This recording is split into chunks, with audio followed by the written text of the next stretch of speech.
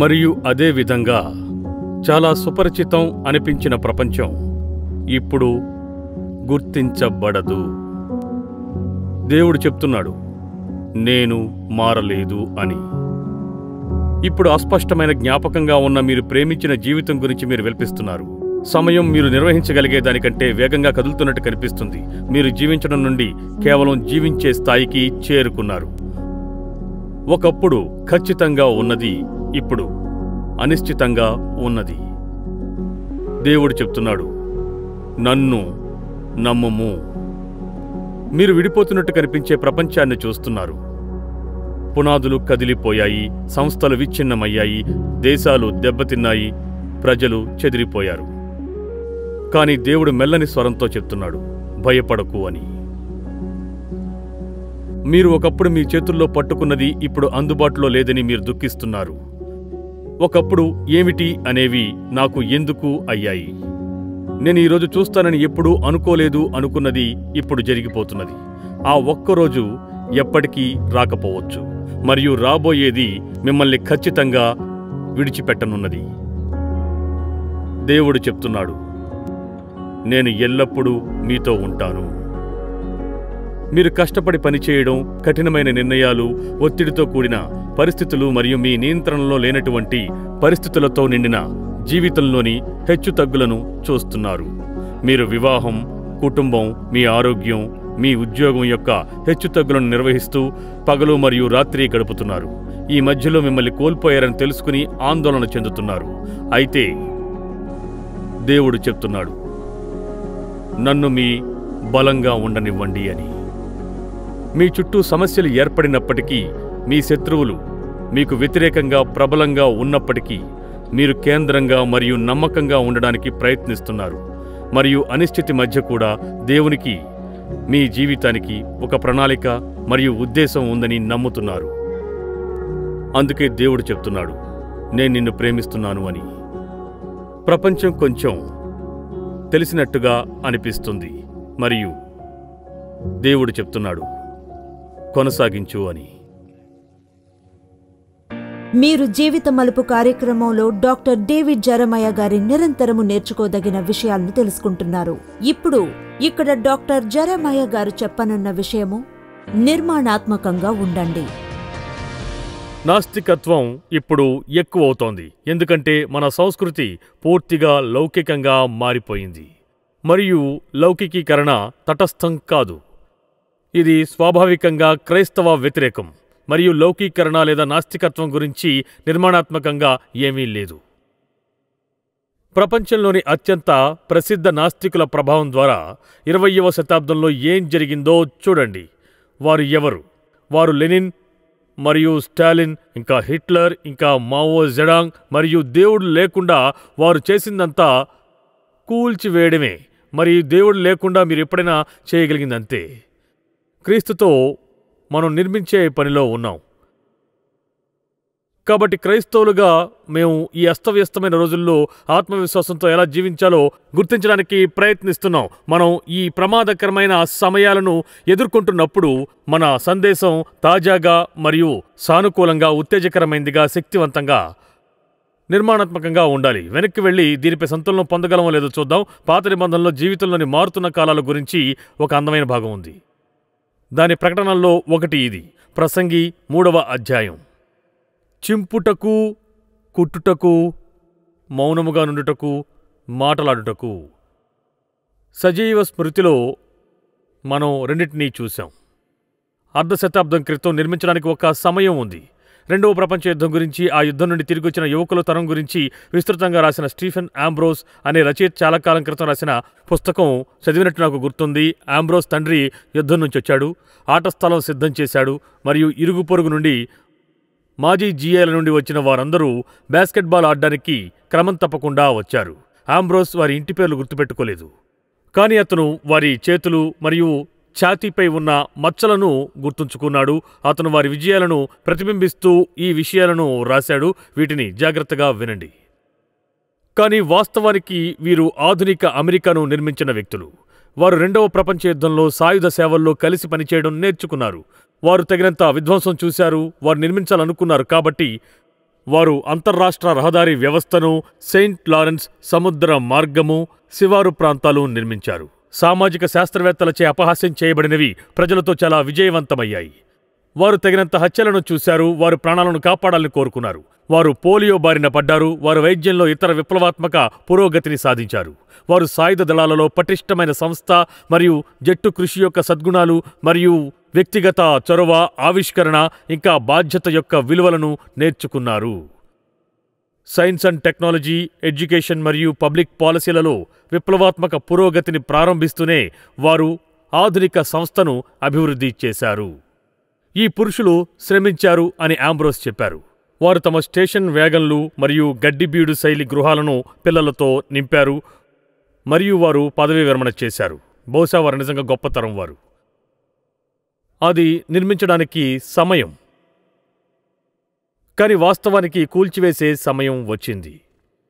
మీరు ఆ సమయంలో జీవించారు. అలాగే నేను దశాబ్దాల జాతీయ విభజనను చూశాను. భవిష్యత్తు తరాలు మన వైపు తిరిగి చూడబోతున్నాయి. వారు వికృత విధ్వంసం యొక్క కాలమును చూడబోతున్నారు. అగ్రనాయకత్వం నుండి వీధిలో ఉన్న వ్యక్తి వరకు మనం నిర్మాణం కంటే కూల్చివేత విధానాన్ని చూస్తున్నాం. సంస్కృతి, రాజకీయాలు మరియు వ్యాపార ఆధ్యాత్మికత యొక్క బావులను విషపూరితం చేయడంలో మనము ప్రవీణులమయ్యాం. తెలియని కారణాల వల్ల మనకు మరియు క్షితిజ రేఖకు మధ్య ఉన్న ప్రతిదాన్ని కూల్చివేయడం ప్రారంభించాం. మనం సమగ్రతను కూల్చివేశాం. మనం స్వచ్ఛతను కూల్చివేశాం. మనం నిజాయితీ మరియు గౌరవం, జాతీయ అహంకారాన్ని కూల్చివేశాం. మన ఆదర్శాలు, కలలను కూల్చివేశాం. మరియు మనం మన సిగ్గుని కూల్చివేశాం. రాజకీయ ఆకాంక్షను కూల్చేశాం. మన దేశం పుట్టినప్పుడు మనం నిర్మించడం ప్రారంభించిన ప్రతిదాన్ని కూల్చివేశాం. మనం మన సొంత గడ్డపై తీవ్రవాదంతో, హైస్కూల్ కాల్పులతో మరియు సంప్రదాయ మరియు నైతిక సరిహద్దుల నాటకీయ విరమణతో కొత్త సహస్రాబ్దిని ప్రారంభించాం. మనం ఆశ్చర్యపోనవసరం లేదు. మన బైబిల్స్ని చదివితే ఇది ప్రవచించబడిన ప్రవచనమని మనకు తెలుసు. నిజానికి మనం ప్రస్తుతం అనుభవిస్తున్న వాటిని చూసి ఆశ్చర్యపోవద్దు అని పౌలు చెబుతున్నాడు. యూజీన్ పీటర్సన్ మాటల సారాంశం ఇది.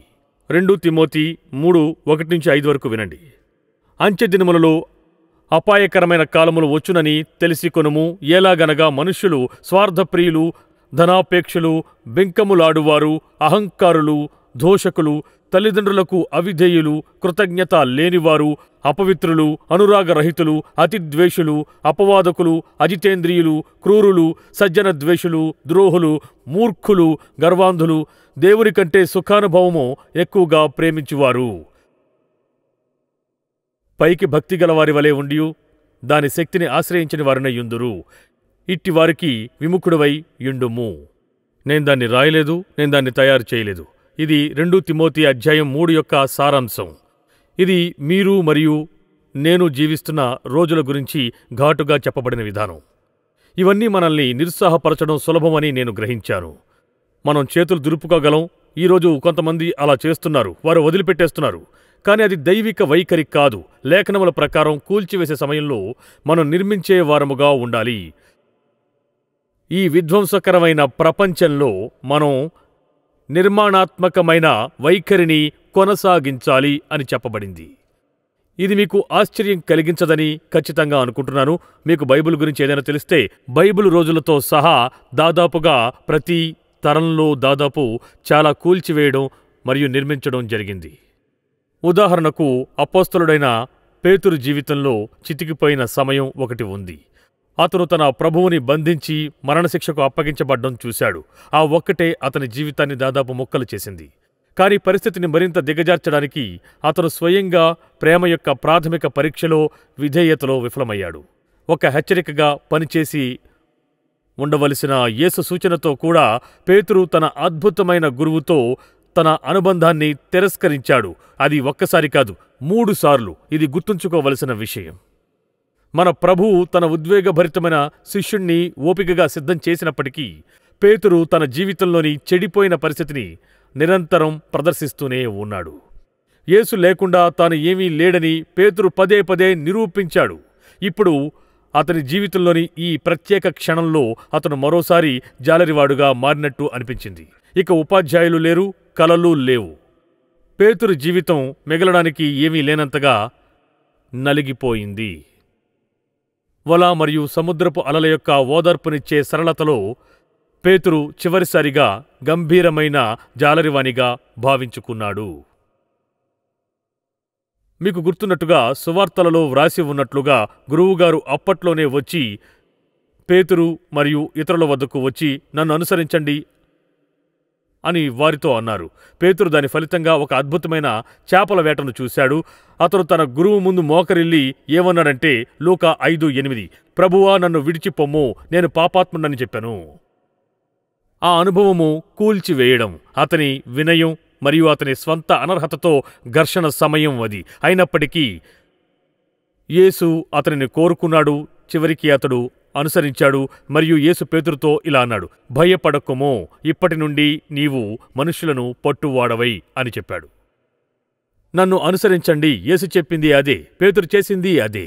ఇప్పుడు ప్రభువు విఫలమవునట్లుగా అతను మళ్లీ చేపలు పట్టే జాలరిగా మారాడు. ఆ రోజుల్లో పేతురు ఎలా ఉండేవాడో నేను తరచుగా ఆలోచిస్తాను. తనను ఎక్కువగా ప్రేమించిన వ్యక్తిని, అతను ఎక్కువగా ప్రేమించే వ్యక్తిని తాను ఎరుగునున్నాడని తన మనస్సులో తెలుసు.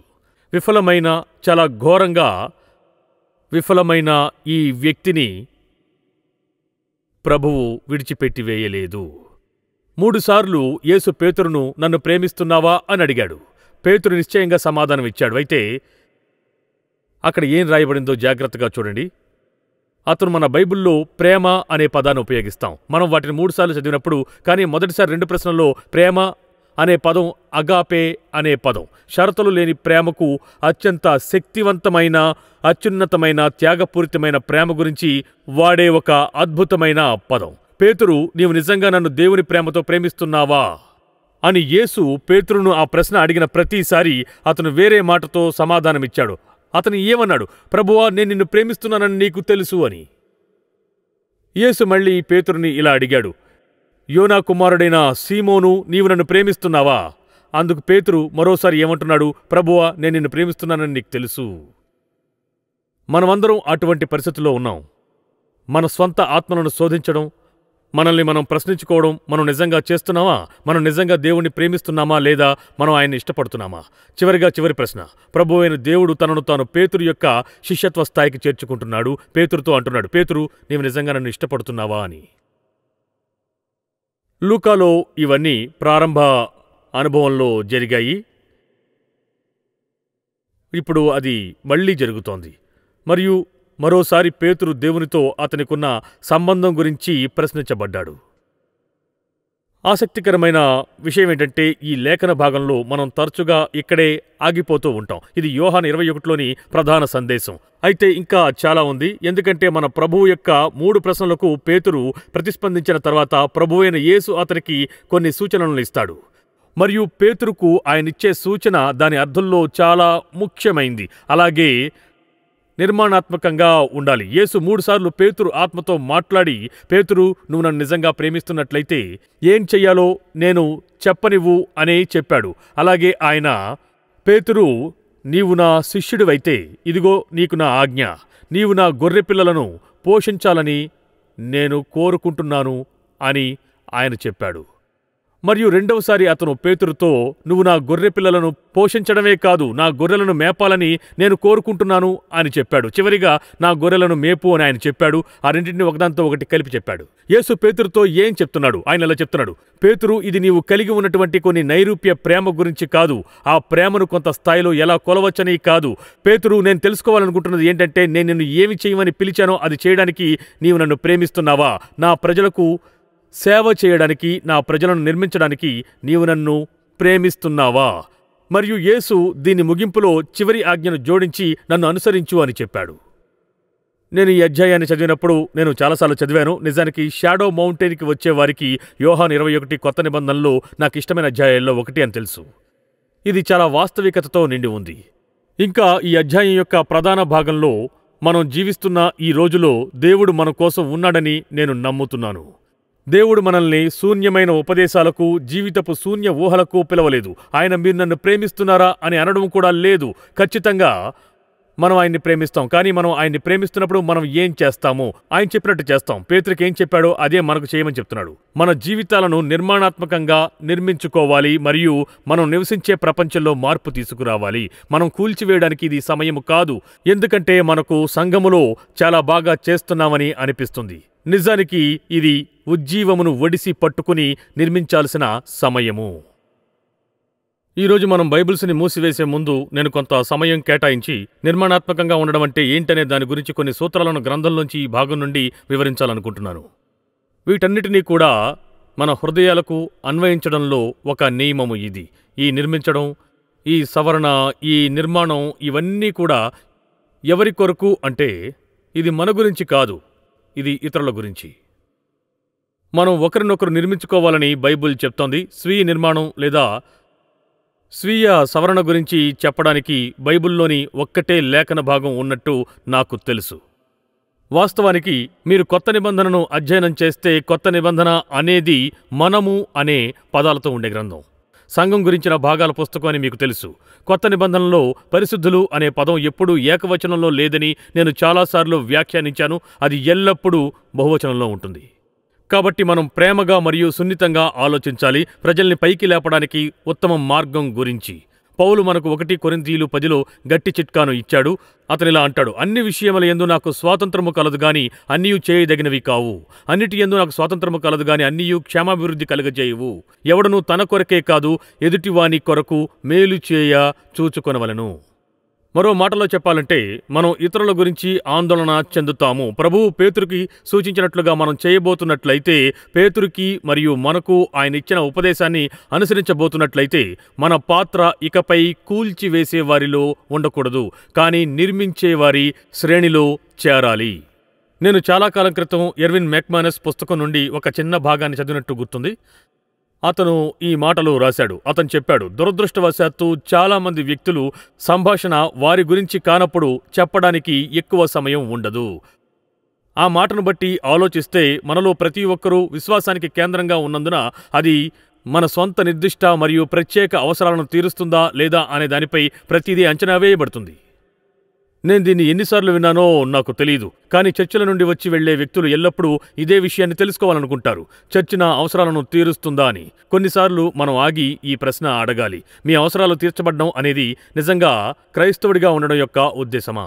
లేదా మనం ఇతరుల అవసరాలను తీర్చడంలో రాజ్య పనిలో నిమగ్నమై ఉండాలి, ప్రత్యేకించి పేదలు, ఇంకా ప్రత్యేకించి మనకు ఉన్నట్లుగా ఏమీ లేని వారి గురించి. పురుషులు మరియు మహిళలు నిర్మించడం అనే ఈ మొత్తం భావన కేవలం మన అవసరాలను తీర్చుకోవడం గురించి మాత్రమే కాదు, ఇది మన చుట్టూ ఉన్నవారిని చేరుకోవడం మరియు మన ద్వారా ప్రవహించే పరిశుద్ధాత్మ శక్తి ద్వారా వారిని బలోపేతం చేయడం.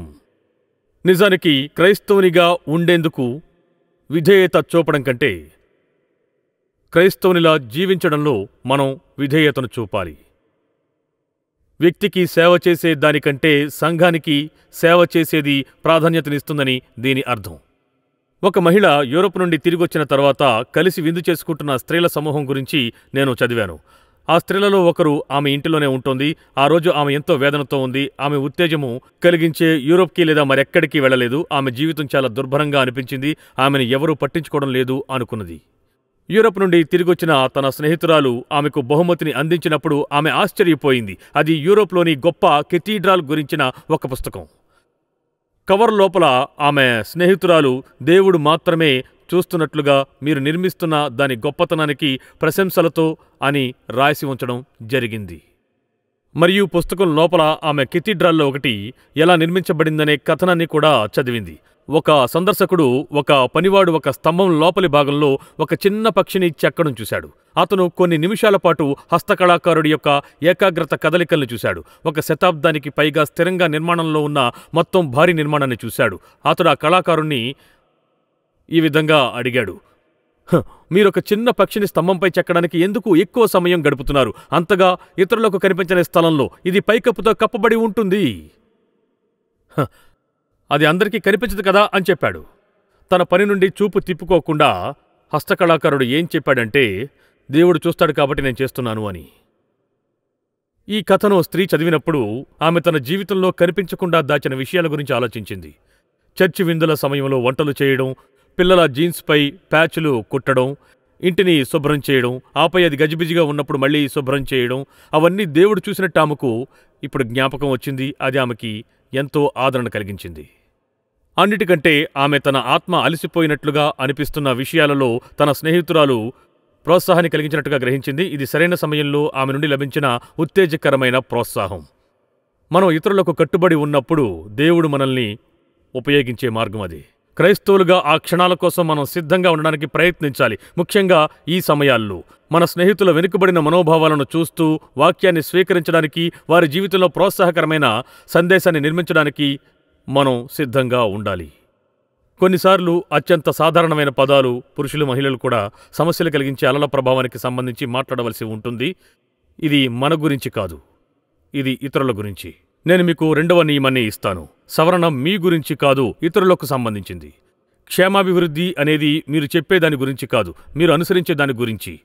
కట్టడం అనేది సుదీర్ఘమైన ఉద్దేశపూర్వకమైన పని, కానీ విధ్వంసం అనేది ఆలోచన లేని క్షణం యొక్క పని. మీరు ఎవరినైనా పడగొట్టే ముందు ఆలోచించాల్సిన అవసరం లేదు, కానీ ఒకరిని నిర్మించడానికి మీరు జాగ్రత్తగా ఆలోచించాలి. రోమీయులకు 14:19 ఈ విధంగా పేర్కొంది. కాబట్టి సమాధానమును, పరస్పర క్షేమాభివృద్ధిని కలుగజేయి వాటినే ఆసక్తితో అనుసరింతము అని అందులో పేర్కొనడం జరిగింది.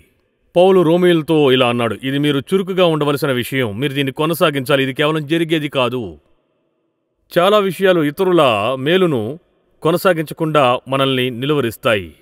నిర్మించడానికి బదులుగా కూల్చివేయడానికి కొంత సమయం కేటాయించడం మరియు నిర్లక్ష్యపు మాటలతో చెప్పడం చాలా సులభం.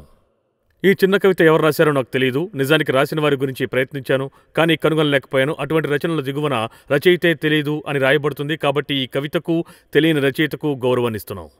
కానీ ఇది అనేక విషయాలను తెలియజేస్తుంది. శ్రద్ధగా వినండి. వారు ఒక భవనాన్ని కూల్చివేయడం నేను చూశాను. రద్దీగా ఉండే పట్టణంలో పురుషుల సమూహం భారీ దెబ్బతో, కామంతో కూడిన అరుపులతో వారు ఉత్సాహంతో ఊగిపోయారు. ఒకవైపు గోడ పడిపోయింది. దళపతిని అడిగాడు, ఈ పురుషులు నైపుణ్యం ఉన్నవారా? మీరు నిర్మించవలసి వస్తే పనికి తీసుకోగలిగేవారా? అతను నన్ను చూసి నవ్వుతూ, అవసరం లేదు, నైపుణ్యం లేని కార్మికులే నాకు కావాలి. ఎందుకు? బిల్డర్లు నిర్మించడానికి సంవత్సరాలు పట్టిన దాన్ని వారు 1 లేదా 2 రోజుల్లో నాశనం చెయ్యొచ్చు. నేను వెళ్లేటప్పుడు నన్ను నేను ప్రశ్నించుకున్నాను, వీటిలో నేను ఏ పాత్రలో నటించడానికి ప్రయత్నించాను? నేను నైపుణ్యం, శ్రద్ధతో కొలవడం మరియు నిర్మించడం, నియమాలు మరియు ప్రాధాన్యతలు ఉన్న బిల్డర్నా, లేక నేను పట్టణంలో నడిచే ధ్వంసకుడినా, కూల్చివేసే పనిలో ఉన్నవాడనా? రచయిత తెలీదు. మంచి ప్రశ్న. మనల్ని మనం తరచుగా ప్రశ్నించుకోవాలి. మీరు నిర్మించడంలో ప్రసిద్ధి చెందారా, లేదా కూల్చివేయడంలో ప్రసిద్ధి చెందారా? ఇక్కడ 3వ నియమం ఉంది.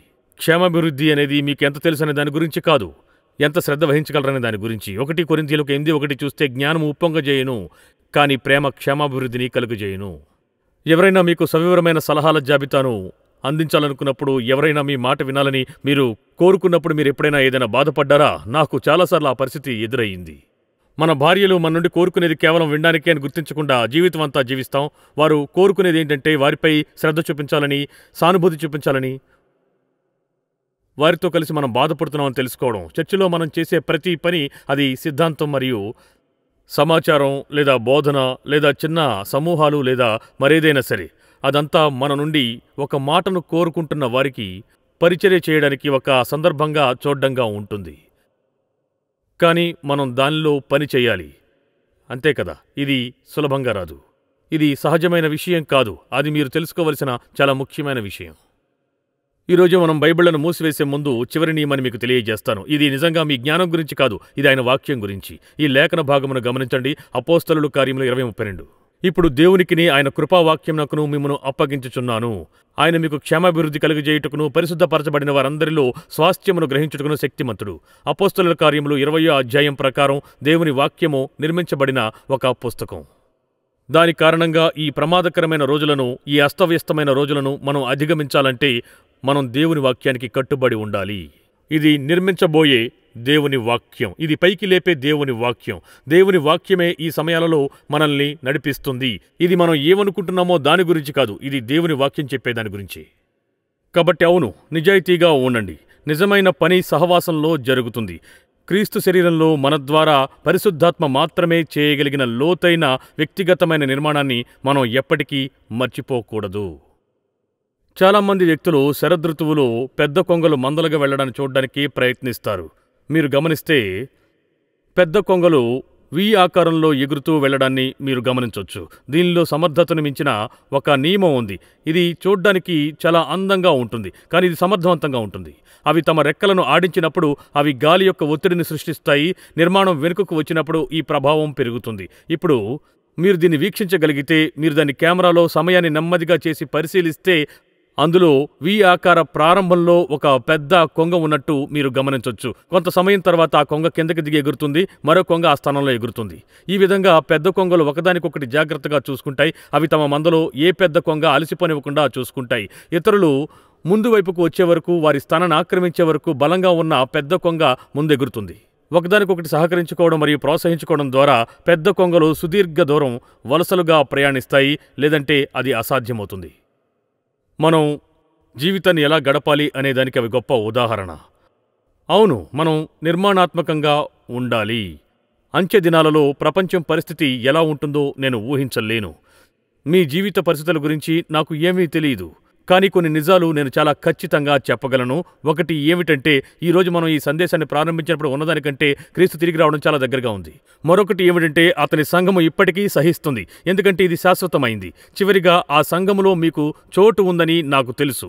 మీరు నయం చేయగల మరియు స్వస్థత పొందగల ప్రదేశం, మీరు ముందుండి విశ్రాంతి కోసం సందర్భానుసారంగా వెనక్కి తగ్గే ప్రదేశం, మీరు ఇతరులను నిర్మించుకునే మరియు మిమ్మల్ని మీరు నిర్మించుకునే ప్రదేశం. బయట ఉన్న ప్రపంచం చిమ్మ చీకటిగా మారిపోతోంది. అది ఇంతకంటే నల్లగా మారడం జరగదు. కానీ సంఘము లోపల స్వచ్ఛమైన కాంతి యొక్క అంతిమ ప్రకాశాన్ని మనం ఇంకా చూడలేదు. నిజమైన ప్రేమ యొక్క పరిపూర్ణతను మనం ఇంకా చూడలేదు. విశ్వాసుల సమాజమును బలోపేతం చేయడం ద్వారా మరియు క్రీస్తు స్వయంగా చేసిన పని ద్వారా మనం ఇంకా ఈ వ్యక్తులుగా మారవలసి ఉంది.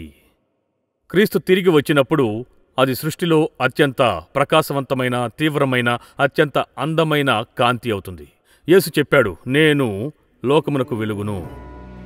నిప్పుకు చిమ్మటలా మీరు ఆ వెలుగులోకి ఆకర్షితులవుతున్నారని నేను ఆశిస్తున్నాను. భూమిపై మనం ఇప్పుడు ఏమి చెయ్యాలి? అస్తవ్యస్తమైన ప్రపంచంలో మన విశ్వాసంతో ఎలా జీవించగలం? మనం కలిసిపోవచ్చు, మనం ప్రభువుని సేవించవచ్చు, మనం ఒకరినొకరు నిర్మించుకోవచ్చు, ఆయన తిరిగి రావడానికి ఎదురు చూడొచ్చు. ఈరోజు నాతో పాటు జీవిత మలుపులో పాల్గొన్నందుకు కృతజ్ఞతలు. దేవుని వాక్యమును అధ్యయనం చేసిన కొలది మనలోని ప్రతి ఒక్కరితో ప్రేమగల దేవుడు వ్యక్తిగత సంబంధమును కలిగి ఉండాలని ఆశిస్తున్నాడని తెలుసుకుంటారు. ఆయనతో ఆ సంబంధమును ప్రారంభించాలని అనుకుంటే మొదట మీ పాపములను విడిచిపెట్టి యేసుక్రీస్తును మీ ప్రభువు మరియు రక్షకుడిగా ఉండమని అడగండి. ఒక్కసారి దేవుని ఈ ఉచిత బహుమానమైన రక్షణను అందుకోవాలని నిర్ణయించుకుంటే దేవునిలో క్రీస్తునందు నూతన సృష్టి అనే మీ ప్రయాణము మొదలవుతుంది. కనుక ఈరోజు ఈ విశ్వాసపు అడుగు మీరు తీసుకుంటే మీ నిర్ణయాన్ని ఒక నమ్మకమైన పరిచర్య లేక స్థానిక సంఘములోని క్రైస్తవులకు చెప్పమని మరియు ఈ నూతన విశ్వాసములో మీ నడకలో కొనసాగమని నేను ప్రోత్సహిస్తున్నాను. దేవునితో మీ నడకను ప్రారంభించుటలో దేవుడు మిమ్మల్ని ఆశీర్వదించునుగాక. వచ్చే వారం తిరిగి ఇక్కడే జీవిత మలుపు కార్యక్రమంలో కలుసుకుందాం.